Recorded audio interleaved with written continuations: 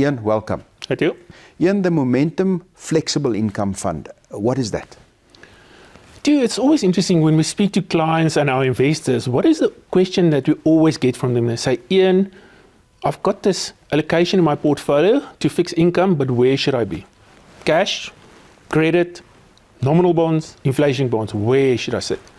And then we say, well, we think that the flexible income fund is that one-stop solution, and I really don't want to use that word, but it really is, because it's a best team investment view fund. So we say, well, we manage client assets over 6 yield curves in South Africa. Firstly, level 1, on which of the 6 yield curves do we see the best opportunities? So for a good example, in South Africa at the moment, we think nominal government bonds is the best asset class that we think the best returns will be over the next 2-3 years. So yes, we want to allocate to government bonds in our allocation to flexible income fund. The second question will be, okay, now you've got this overnight to 30-year curve. Where do you allocate? Well, is it the 5-year point, the 10-year point, or the 30-year point?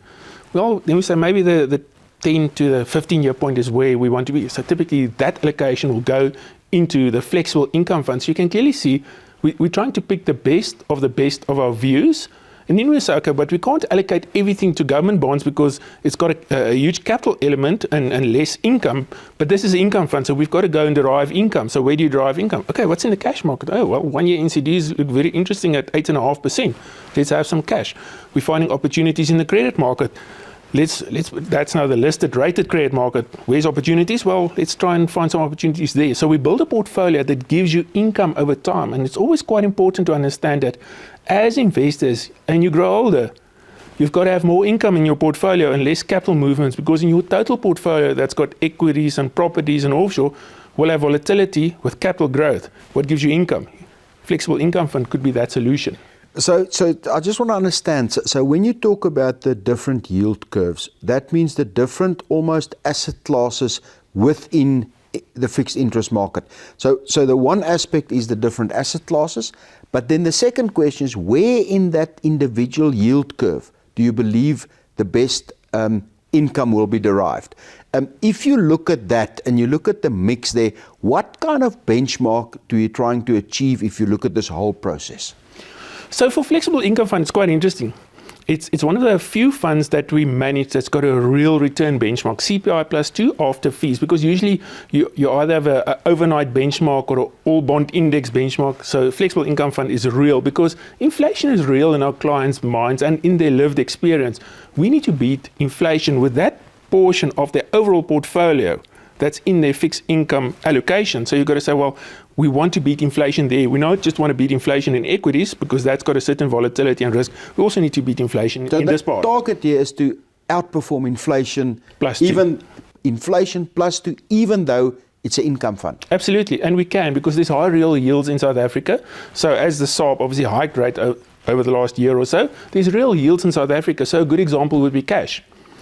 Inflation this year is probably going to be around 5.5%, but 1-year NCDs are at 8.5%. Now, if you can get CPI plus 3 from cash, you should allocate there, because on a risk-adjusted basis, that makes That's a great return. It's a great return. So you should have cash. Not even to, and then you can talk about what you say, the longer side or the 8, 10, 12 years side on the government bond also provides you that inflation plus return. And you will mix that. Absolutely, because we can't just have the 10-year side there. We've got to have cash, because that cash gives you income very quickly, right? That 10-year is going to take a long time to wind out, right? Because there's 10-year duration on. Yes, it will give you a little bit of income, but that's more a capital play, where the front-end cash is more an income play. This is still an income fund. So we've got a barbell approach in our fund at the moment. A certain allocation to South African government bonds because they look so attractive, but also cash, and then also this credit element in the middle. There's some sectors in the South African economy that look very attractive to us. You know, renewables could be interesting. There's certain industrial sectors that could be interesting. Even banks look interesting to us at this point in time. So we want to allocate to all these different assets in the flexible income fund. Let's take for a minute, we talk about the flexible income fund, but you've also got an income plus fund. How does these two funds differ? Very different. So we talked around flexible income fund that gives you the best of all these curves. Income plus plays on a very specific curve. We said the in the old days we called it the high yield curve. It's not, we call it the private debt market now. So it plays on one curve. It's very dedicated to where South Africa is going in terms of infrastructure, renewable energy, student accommodation. So we're doing bilateral credit deals there. So we're giving our investors an Income Plus a look into a very different world, which always used to belong into the banking world. We're actually giving them access to be able to invest in IPPs, infrastructure, and all the good things that's happening with private capital in South Africa at the moment. Let's go back just to the flexible income fund. In a typical portfolio, and I want us to look a bit about your typical investor, and as the investor progresses in terms of years, how would you position that?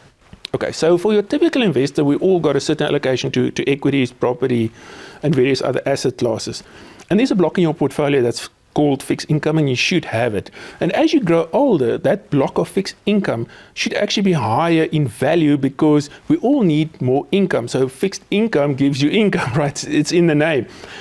So typically, when you're a youngster, you're probably going to have lots of equities and all. But as you get to our age too, you want to have more fixed income, right? Because you want to generate income. We're getting to the end of our working careers. And when we retire, we probably need a lot more income and less capital volatility because our capital is then finite at that point in time. So yes, in this block that you allocate to fixed income, you've got to say, well, how much do I need in actual cash, credit, normal bonds, inflation bonds?